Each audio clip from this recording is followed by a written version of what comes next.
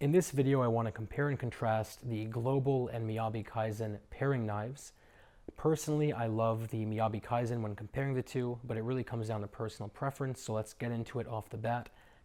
The Miyabi Kaizen is completely and totally handmade from start to finish, while the Global is essentially an automated handmade process, and that really does shine through in terms of the fit and finish. Every single edge has been rounded. There are no sharp corners anywhere. The handle is perfectly flush on either side. They have nice attention to detail, like the logo being carved into the back, or this beautiful mosaic pin, which is actually about 15 to 20 little tiny pieces of copper, bronze, and stainless steel that have been pressed into the handle to make that little pattern. So it really shows you how much heart and soul goes into making this knife. The cutting cores are very different as well.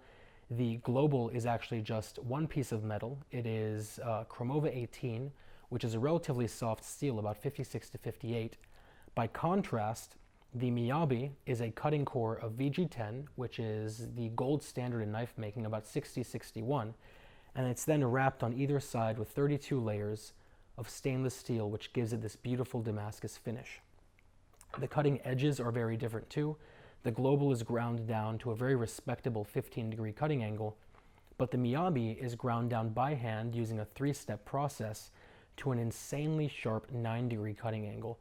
And what that means is this knife is going to be exponentially sharper because it is roughly 50% thinner than the Global is.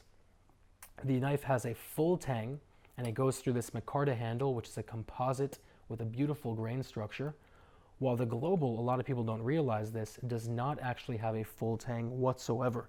It is a 2-piece knife. The blade is made separately, the handle is hollow and filled with sand, and they weld the two together right about there, something you might want to consider. Both knives are good knives though. I think it really comes down to personal preference.